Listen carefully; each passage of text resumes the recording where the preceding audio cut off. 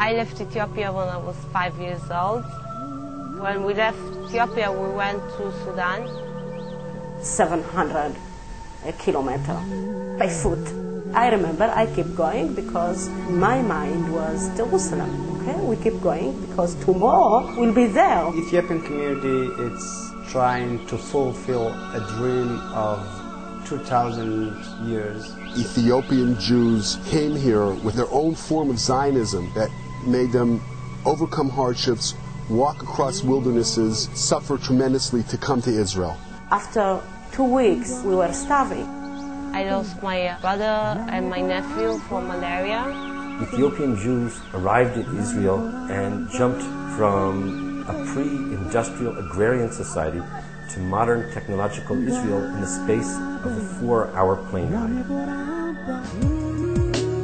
IAEJ was founded during the period directly following Operation Solomon, when we began to see that there were major challenges in terms of the absorption of the Ethiopian immigrants in Israel. Some of the challenges that the Ethiopian community have in the society: educational underachievement, high unemployment, stigma, and negative stereotypes. The Ethiopians lived in very poor areas. They work in very poor jobs. The situation is really bad for the society and bad for the Ethiopians. In the education issue, we have to continue to work against and with education minister office. We still have problem of special education and special classes for Ethiopians and the stigma and the low expectation. A large portion of the Ethiopian Israeli community is unable to advocate for themselves. The Israel Association for Ethiopian Jews is the only advocacy organization for the Ethiopian community in Israel.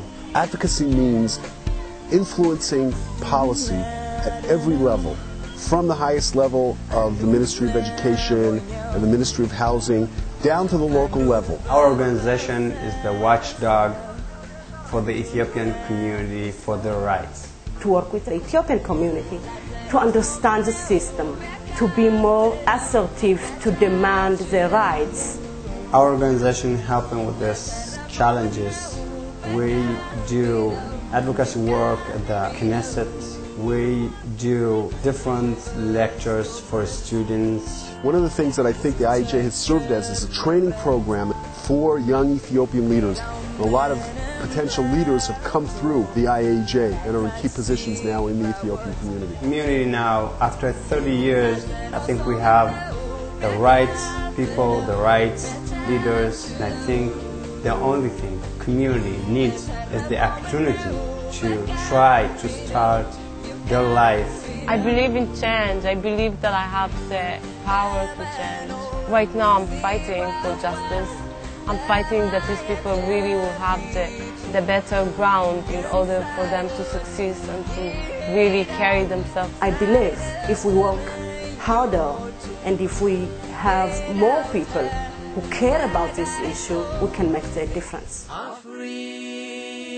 You can support the IAEJ's programs. You can work as an advocate in your own community. And then, of course, on trips to Israel, you can make contact with the Ethiopian Jewish community. You can volunteer here. IAEJ is an organization that runs on a very lean budget, and whatever extra funds that they can have, they will use to really do great work. In order to maintain independence as an advocacy organization, IAEJ doesn't receive any funding from National Project or the Jewish Agency. There's a much greater chance of success if they are allowed to succeed in this first generation or two. And if they don't, then there's a real potential for creating a culture of despair. And that's what we want to avoid.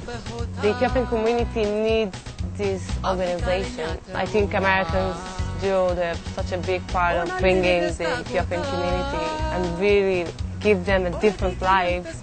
If there is a problem, and they will be able to continue to help them in order to make the life better, and they have the opportunity, so why not?